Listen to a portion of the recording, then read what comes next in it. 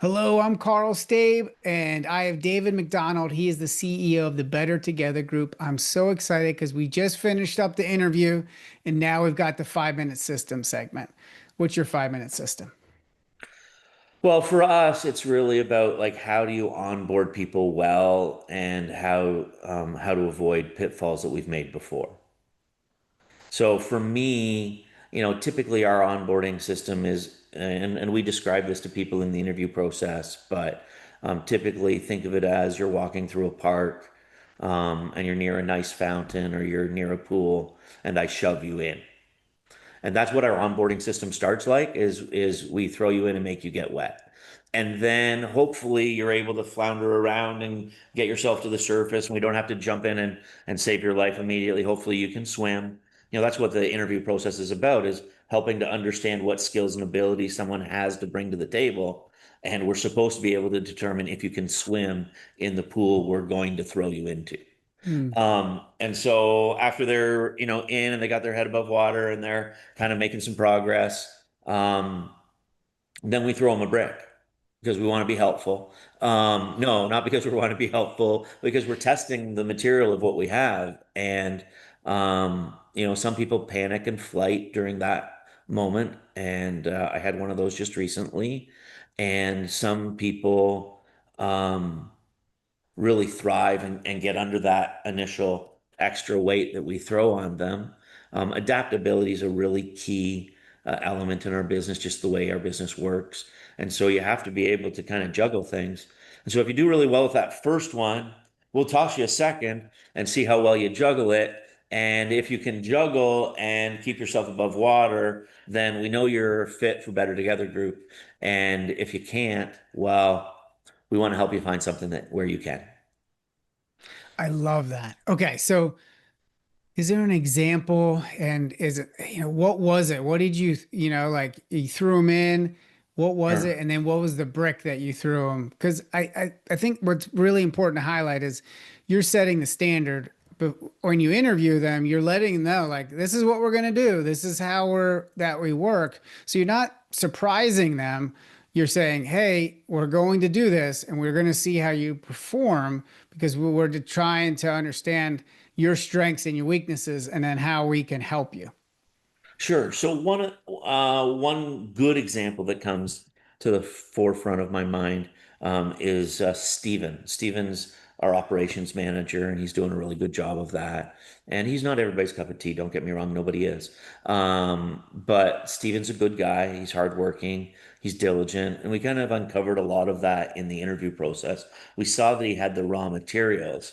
Um, but he was very clearly an operations guy, and I didn't really have a full-time role in operations when I was interviewing him. And so the first thing that I did is right out of the interview was, hey, I'd like to offer you a job, but the job's in sales, not in operations. And he was like, well, I can sell, I can do anything.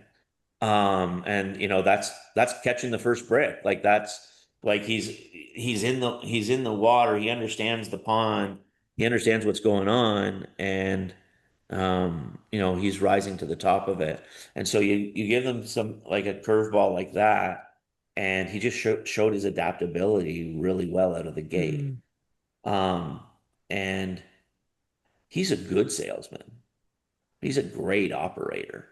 mm. And so that wasn't super comfortable for him. And he would never have admitted that. He wouldn't admit it today. Stephen, if you're watching, you're a great operator. You're a so-so sales guy. Um, but we love you and we're really happy you're on the team. But seriously, that's kind of the way it goes is we give them something they're not expecting. And like the worst is for people that come in to be my admin assistant. Because admin assistant, they think it's all straightforward. It's like watching your calendar, booking things, setting things up, getting you to arrive at appointments. Is maybe not on everybody's admin's list, but that's on my admin's list. Um, and then just like keeping everything organized, like that's the admin world. Mhm. But I hired a lady recently, and she was amazing, a great human being.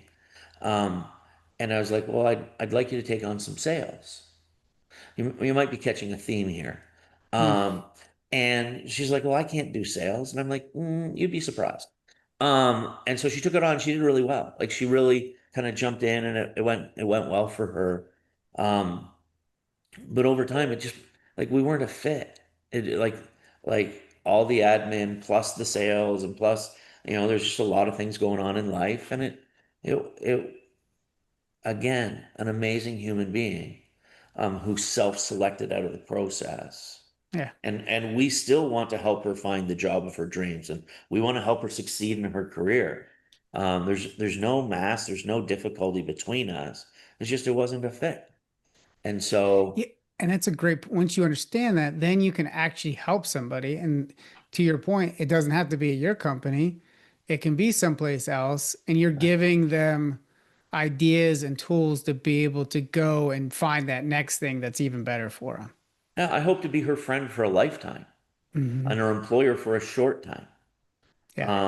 And so I've got some employees that, if I see them in the halls, I look the other way, not that work with us, but like if I'm out at an industry event or I'm out at the mall and I see them, I might tend to look the other way, but I don't have anybody that I wouldn't speak to. I don't have anybody that I wouldn't warmly embrace and engage with. I mean, even the ones that have screwed me. Yeah. That's not what you do. Yep. So one of the bedrock principles behind Better Together Group is our purpose as an organization is to feed families one shift at a time. Mm. So it's not that we can feed you forever.